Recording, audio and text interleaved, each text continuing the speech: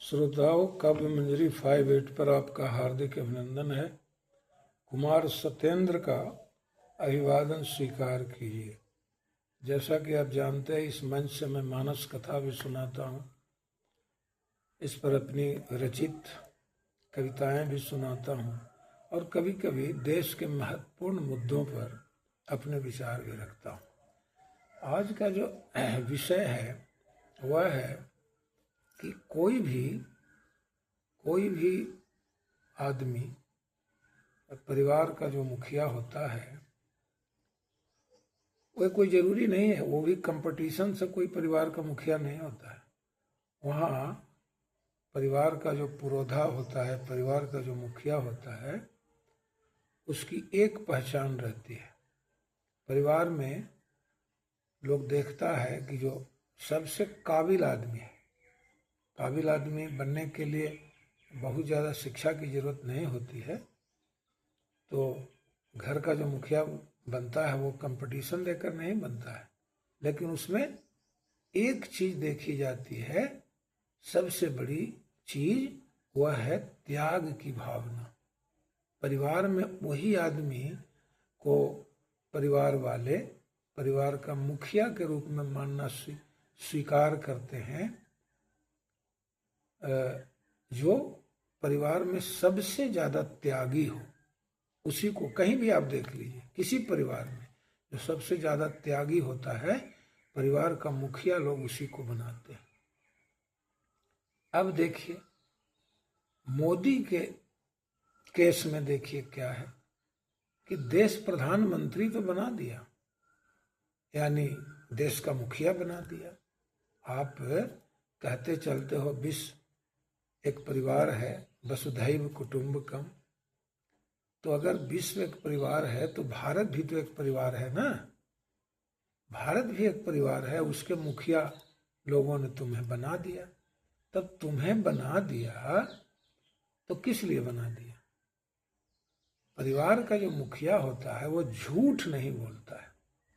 कोई भी त्यागी आदमी झूठ नहीं बोलता है। त्याग की पहली परिभाषा है कि जो त्यागी होता है वो झूठ नहीं बोलता, हमेशा सच बोलता है। अब मोदी कभी सच नहीं बोलता है, सिर्फ झूठ बोलता है। अब झूठ पर भरोसा कैसे लोग कर रहा है भाई? तमाम मीडिया वाले यही कहते हैं कि तो जीत कैसे रहे। अगर झूठ को, सच को एक बार बोलो और झूठ को 100 बार बोलो तो वो सच को दबा देता है। वही काम मोदी कर रहा है। झूठ कैसे बोल रहा है वो बताते हैं। कहा कि किसानों की आय दुगनी हो जाएगी, लेकिन कानून जो लाया वो अडानी के पक्ष में, किसान के विरोध में। कहता है कि जो बेटियां हैं उनको पढ़ाइए, उनको आगे बढ़ाइए, और बलात्कारियों को माला पहनाता है। कहता है कि तेल बचाइए, और जिस समय कह रहा होता है कि तेल बचाइए, बूंद बूंद, ऐसे लिखा भी रहता है हर पेट्रोल पंप, बूंद बूंद तेल बचाइए। और करता क्या है कि जिस समय कह रहा होता है कि तेल बचाइए, उसी समय हजारों गाड़ियों के काफिला में रोड शो करने निकल जाता है। जरा सोचिए, जो कहता है उसके ठीक विपरीत करता है। इसीलिए लोगों को विश्वास नहीं होता है। लोग कहते हैं कि सच बोलता ही नहीं, सिर्फ झूठ बोलता है। कहने का मतलब कि जो कहता है उसके ठीक विपरीत करता है, ठीक उल्टा करता है। इसका मतलब कि जो कह रहे हो वो झूठ कह रहे हो, झूठ कहते हो। अब देखिए कैसे लोग विश्वास करें। आप अगर तेल बचाना था तो इस चुनाव में बचाते। यहां तक कि शपथ ग्रहण में भी हजारों लोगों को बुलाया। वो बाकी जो आए, दर्शक जो आए, उसकी बात मैं नहीं कर रहा।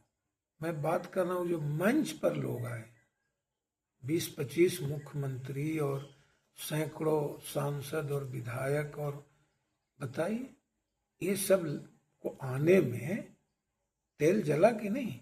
हवाई जहाज में जला होगा। मुख्यमंत्री तो भाई अपना ये से जो होता है, जो राज्य सरकार का जो विमान होता है उससे आया होगा। तो इतना फिजूल खर्च करते हो तो कैसे लोग विश्वास करेगा तुम्हारे ऊपर? अगर परिवार का पुरोधा जो है, परिवार का जो मुखिया है, वो कहे कि आज सब लोग 100 ग्राम चावल खाएगा, 50 ग्राम दाल खाएगा, क्योंकि घर में राशन की कमी है, और खुद 1000 ग्राम खा जाए, तो कभी उस मालिक, परिवार के मालिक पर कोई भरोसा करेगा? कभी नहीं करेगा। मोदी का यही हाल है, आम आदमी को कह रहा है कि तेल बचाइए, सोचिए, और अपने तेल उड़ा रहा है। कैसे भरोसा और विश्वास, कैसे आम आदमी का भरोसा कैसे जीतोगे? कैसे आम आदमी का विश्वास जीतोगे? इसी तरह गांधी जी 5 गज की धोती में आधी धोती पहनते थे और आधी रखे रहते थे शरीर के ऊपरी भाग पर। इसीलिए लोग उन पर विश्वास करता था कि गांधी जी जो कहते हैं वो करते हैं, करके दिखाते हैं। भले उनको गोली लग गई, लेकिन पूजा उन्हीं की होती है। तुम्हारी पूजा कभी नहीं होगी। पूजा उसकी होती है जिसमें त्याग और बलिदान की भावना होती है। आज 17 ड्रेस बदलते हो दिन भर में, क्या जरूरत है? एक दिन में अगर एक ही ड्रेस पहने रहो तो आदमी ड्रेस से बड़ा नहीं होता है। एक साधारण ड्रेस में आकर विजय शपथ ग्रहण कर लिया, कोई ड्रेस से बड़ा होता है? कोई ड्रेस, खूब महंगा ड्रेस पहन लोगे तो लोग तुमको बड़ा समझेगा। गांधी जी कौन बड़ा ड्रेस पहनकर चलते थे? लाल बहादुर शास्त्री जो फटा कुर्ता पहना करते थे, फटा कुर्ता पहना करते थे, उनको उनकी इज्जत दूसरे प्रधानमंत्रियों को मिल सकती है? एक गरीब देश है जहां 80 से 90% लोग गरीब है। किसी गरीब मालिक की पूजा करेगा? एक गरीब देश किसी गरीब मालिक की पूजा करेगा, अमीर मालिक की पूजा नहीं करेगा। यह राजतंत्र नहीं है, यहाँ तानाशाही नहीं है कि वो जो है किम जोंग जो है वो अयाशी करता है और बाकी जनता भूखे नंगों का देश में रहता है। बाकी जनता भूखे नंगों के देश में रहती है और खुद अयाशी करता है। ये प्रजातंत्र है। प्रजातंत्र में त्यागी बलिदानी की पूजा होती है, बोस की पूजा होती है, भगत सिंह की पूजा होती है। यहाँ किसी अयास की पूजा नहीं हो सकती। याद रखना, जरा समझिए कि जो आदमी 17 ड्रेस दिन भर में बदलता है, क्या जरूरत है? एक ड्रेस में भी तो काम चल सकता है। जहां तक इन, और दूसरा एग्जाम्पल मैं देता हूं, जहां तक ये बाबा लोगों का सवाल है, तो उनमें साधु संतों में जो बिल्कुल फकीर होता है, बिल्कुल फकीर फक्कड़ होता है, उसकी पूजा होती है।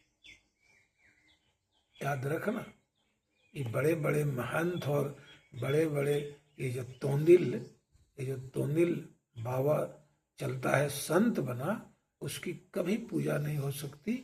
उसकी हमेशा, हाँ ये बात है कि पैसा कमा कमा कर वो खूब बड़ा बड़ा आश्रम बना लिया है। उन आश्रमों में भूखे नंगों का देश है, जहाँ मिलता है, भोजन मिलता है, जहाँ कपड़े मिलते हैं, कपड़े बंटते हों, तो वहाँ सब लोग भीड़ लगाए रहता है, सब लोग भीड़ लगाए रहता है, वहाँ भीड़ इकट्ठी रहती है। लेकिन पूजा उसी संत की होती है जो लंगोटी पहनकर जीवन जीता है। जो लंगोटी पहनकर जीवन जीता है उसी की पूजा होती है। और भगवान भी सबरी सबरी के यहाँ बेर खाते हैं और विदुर के यहाँ साग खाते हैं। समझिए, वो दुर्योधन या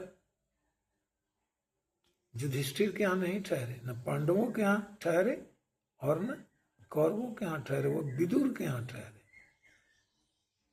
क्योंकि क्योंकि विदुर एक कर्तव्यनिष्ठ सत्यनिष्ठ व्यक्ति थे। बिल्कुल वो किसी भी महत्वाकांक्षा से रहित थे। कोई उनकी महत्वाकांक्षा नहीं थी। अपनी विद्वता के बदौलत वो मंत्री थे, कौरवों के मंत्री थे जरूर, लेकिन वो अपनी विद्वता के बदौलत थे। तो आज उस त्यागी की पूजा होगी, उस त्यागी की पूजा होगी जो त्याग जीवन में, जिसने त्याग बलिदान की मिसाल काम की है। त्याग और बलिदान की जो मिसाल कायम की है जिसने, उसकी पूजा होती है। इस बात को याद रखना। खूब महंगे महंगे कुर्ता और धोती और जैकेट है और 12 करोड़ की बुलेट प्रूफ गाड़ी और 17,000 करोड़ का विमान है में घूमने वाले की ये भूखे नंगों का देश कभी नहीं पूजा करेगा। याद रखना। जितने अयास हो तुम, जितनी अयासी के तमाम साधन, अब तो मैं नहीं कह सकता, एप्स्टीन में भी नाम आ ही गया है, तो अब अयास कहने में जरा सा भी हमको संकोच नहीं होता है। पूरा देश अयास कह रहा है। इस अयासी में जीने वाले की पूजा कभी हिंदुस्तान नहीं करेगा। जरा सोचिए कि तुम कह रहे हो तेल बचाने, और उसी समय कुछ देर हो जाए तो अलग बात है, उसी समय तुम हजारों गाड़ियों के काफिले लेकर निकल गए रोड शो करने। ना वहाँ चुनाव है, ना वहाँ कुछ है, लेकिन ऐसा देखा जाता है। जब आप बाहर जाएंगे, बिल्कुल प्रैक्टिकल बात मैं बता रहा हूँ, जब आप बाहर निकल गए और बाहर में अगर बेइज्जती आपकी होती है तो आप दौड़कर घर आएंगे। क्यों? क्योंकि घर आने के बाद आपको थोड़ी तसल्ली मिलेगी, थोड़ा सुकून मिलेगा। जब चारों तरफ गालियां लोग आपको देने लगे तो आप दौड़कर घर आइएगा और घर में कुछ इस तरह का इवेंट करिएगा, कुछ इस तरह का नौटंकी, हाँ कुछ इस तरह की नौटंकी आप करिएगा ताकि लोगों का ध्यान जो है ना आपके तरफ आ जाए और आपको सुकून मिले कि चलो बाहर में तो लोग गालियां दे रहा है लेकिन घर में तो लोग अभी हमको इज्जत करते हैं। क्या जरूरत थी, जब चुनाव नहीं है, कोई और चीज नहीं है, तू 29 तारीख को बनारस में महिलाओं की रैली किए हो, फिर 4 तारीख को बंगाल गए हो, फिर 1-2 दिन के बाद बंगलोर में इवेंट किए हो, फिर हैदराबाद में इवेंट किए हो, फिर तो समझ में नहीं आता 365 दिन मतलब इवेंट ही करना है और कोई काम नहीं है। जितना समय तुम रोड शो में देते हो उतना समय अगर देश के लोगों के बारे में सोचने के लिए करो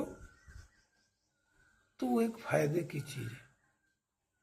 सिर्फ कहने से हो जाएगा कि 18 घंटे काम करते हैं, क्या करते हो? 18 घंटे क्या करते हो? 18 घंटे जो काम करते हो ना, वो सिर्फ यही करते हो कि किस पार्टी को तोड़ें, किस विधायक को खरीदें, किस एमपी को, सांसद को खरीदें, किसके यहाँ ईडी भेजकर उसको परेशान करें, किसके यहाँ सीबीआई भेजना है, किसके यहाँ ईडी भेजकर उसको अपने पार्टी में बुलाना है, किसके यहाँ सीबीआई भेजकर अपने पार्टी में बुलाना है, किसके यहाँ इनकम टैक्स का छापा दिलवाना है, ताकि वो, इससे कुछ मिलता कुछ नहीं है। आज तक न तो ईडी ने कुछ पाया, न तो सीबीआई ने कुछ पाया, और न तो इनकम टैक्स ने कुछ पाया, कुछ नहीं पाया। हाँ, आग लगी तो एक जज के घर रुपयों के बोरा मिला जरूर। और ये बड़े ही अचरज की बात है कि ऐसे जज जिसके यहाँ बोरों में रुपए थे, और वो जज इस्तीफा दे दिया, और उस जज को फिर से बहाल करने के लिए, या फिर ये कह लीजिए फिर से बहाल नहीं, मतलब उस जज का इस्तीफा नहीं स्वीकार किया गया। जरा देखिए कि वो जज जिसने खुद इस्तीफा दिया है, जिसके घर रुपयों के बोरे मिले हैं, और उसका इस्तीफा नहीं कबूल हो रहा है।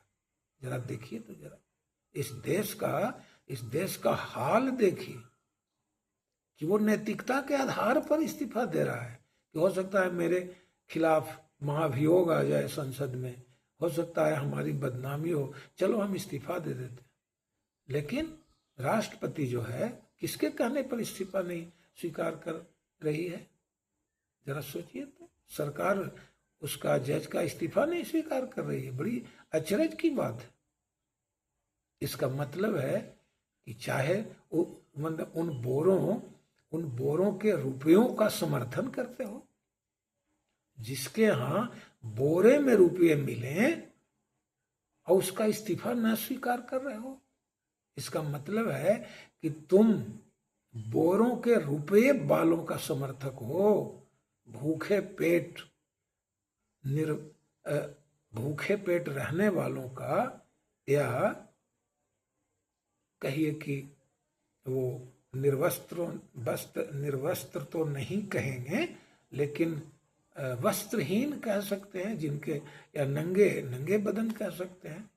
भूखों नंगों का तुम समर्थक नहीं हो, तुम बोरों से रुपये ढोने वालों का समर्थक हो।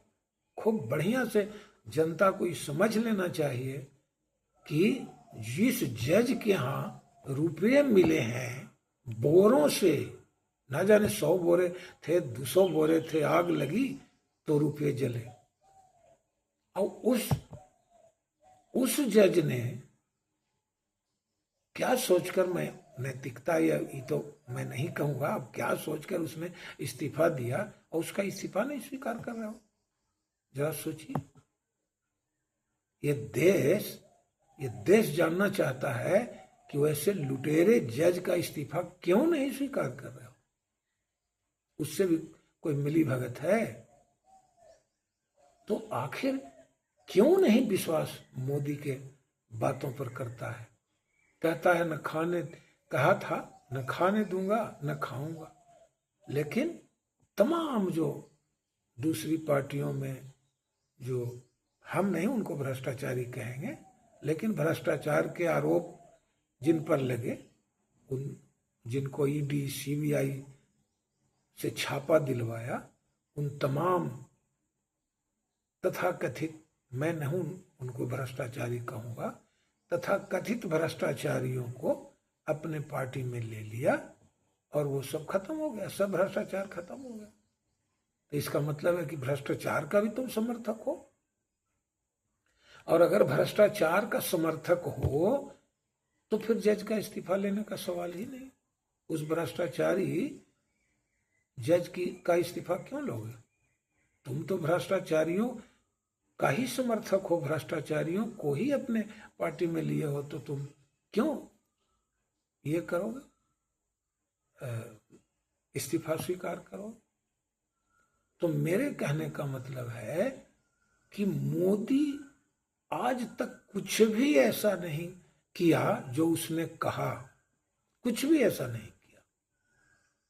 कहा कि जूते मारिएगा 20 दिन के बाद, तो कभी चौराहे पर आया नहीं। जो भी कहता है ठीक उसका विपरीत करता है। याद रखिएगा, अगर मोदी ये कह रहा हो कि भाइयों बंधुओं, मैं आपके लिए मरता हूं, आपके लिए जीता हूं, तो आप ये समझ लिए वो कह रहा है कि आपको मार दूंगा। मैं तो खुद जीऊंगा लेकिन आपको मार दूंगा। भाइयों बहनों, मैं आपको मार दूंगा। मैं खुद के लिए जीता हूं, आपके लिए नहीं। आपको तो मैं मार दूंगा। महंगाई की मार से मारूंगा, तेल पेट्रोल के मार से मारूंगा, खाने वाले तेल नमक के मार से मारूंगा, लेकिन आपको मार दूंगा जरूर। जब कहता है कि भाइयों बहनों, देश ये अर्थव्यवस्था में आ गई, वो अर्थव्यवस्था, बिल्कुल झूठा कहता है। हम तुलना 2-4 करोड़ आबादी वाले देश से नहीं करेंगे। हमारी आबादी दुनिया में सबसे बड़ी है, 150 करोड़ की आबादी हमारी है। हम अपने देश की तुलना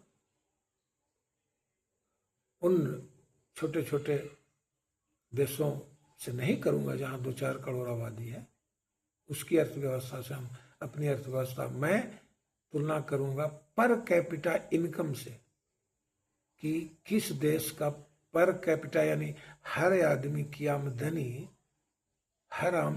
की आमदनी साल में कितनी है, और हमारे देश के हर आदमी की आमदनी कितनी है।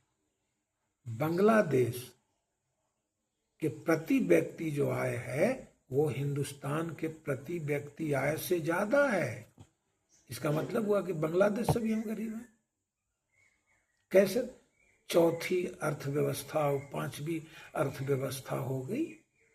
जब हमारी आमदनी बांग्लादेश की जो प्रति व्यक्ति आय है उससे भी कम है, तो हम कैसे वो अर्थव्यवस्था हो गए? ये बात बना रहे हो। तो मैं कहता हूं कि मोदी आज तक कोई बात सच बोला ही नहीं। ऐसा मैं समझता हूं कि सतयुग से आज तक कोई आदमी पैदा नहीं हुआ होगा जो कभी सच नहीं बोला। एक बात पूरे जीवन में सच नहीं बोला, सिर्फ झूठ बोला, झूठ के सिवा कुछ नहीं बोला। आप जरा समझ लीजिए कि जो कहते हो उसके ठीक विपरीत करते हो। भाई, तू तेल बचाने की बात कह रहे हो, खुद हजारों गाड़ी लेकर निकल गया वो करने, समझिए कि रोड शो करने। कोई भी आदमी, हम अगर परिवार के मुखिया हैं तो जो बात हम कहेंगे उसको पहले हमें अपने जीवन में उतारना पड़ेगा। उन बातों पर पहले हमको अमल करना पड़ेगा, तब परिवार के दूसरे सदस्य हमारी बातों पर अमल करेंगे। जब मैं ही उन बातों पर अमल नहीं करूंगा तो मेरे परिवार के लोग कैसे उस बात पर अमल करेंगे? उनसे कैसे मैं अपेक्षा करूंगा कि मेरी बातों पर अमल करें? मेरी बातों पर अमल तभी वो करेंगे जब मैं सबसे पहले मैं अमल करूं। 20,000 करोड़ का बंगला बना लेना और 17,000 करोड़ का 2 हवाई जहाज खरीद लेना, बताइए ये गरीब देश में कहाँ का ये मतलब ये है तकाजा है गरीब देश का, यही तकाजा है। तो मैं कहता हूं कि अगर आज तक लोगों ने ये किया, मतलब इसकी नौटंकी पर विश्वास किया, डमरू पर विश्वास किया, त्रिशूल पर प्रयास किया है, कभी दाढ़ी बढ़ा लेता है, कभी दाढ़ी मुड़ा लेता है, कभी मतलब ऐसा बहुरूपिया तो आज तक कोई पैदा ही नहीं हुआ। राम भी कृष्ण भी कभी नहीं कहे कि हम अवतार हैं। उन्होंने कभी नहीं कहा कि मैं अवतार हूं। उनका जन्म माँ के कोख से हुआ हो या नहीं हुआ हो, लेकिन उन्होंने कभी नहीं कहा। न तो 12 अवतार जो ये 10 अवतार या जो भी 10-12 जो भी अवतार भगवान का हुआ है, तो ये किसी भी अवतार में, जितने भी अवतार हुए भगवान के, वो किसी भी अवतार में उन्होंने नहीं कहा कि मैं भगवान का अवतार हूं।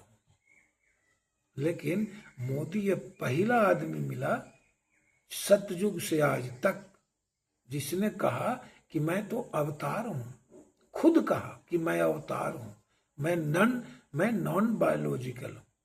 जरा सोचिए, पहला इस धरती पर पहला आदमी, मुझे नहीं लगता है कि और दुनिया में, अमेरिका में, इंग्लैंड में, ऑस्ट्रेलिया में या और कहीं भी किसी आदमी ने कहा हो कि मैं आदमी नहीं हूं, मैं अवतार हूं। इस धरती पर जब से ये धरती बनी तब से आज तक किसी ने नहीं कहा कि मैं अवतार हूं। न राम ने कहा, न कृष्ण ने कहा, न वो नरसिंह अवतार या बराह अवतार या जो भी कच्छप अवतार या किसी अवतार ने नहीं कहा कि मैं अवतार हूं, भगवान का अवतार। सिर्फ एक मोदी ही आज तक, जब से ये धरती बनी आज तक, सिर्फ मोदी एक ऐसा, अब मैं क्या कहूं, इंसान कहूं, क्या कहूं, हुआ जो अपने को अवतार कहा कि मैं अवतार हूं। अब यही आप समझ लिए, लेकिन मैं क्या कहूं इसको समझ में नहीं आता। सिर्फ नौटंकी करने के सिवा और कुछ करता नहीं है। ना तो इसको धर्म से मतलब है, ना तो इसको देश से मतलब है, ना तो इसको देशवासियों से मतलब है। आज अपने विचारों को यहीं विराम देता हूं।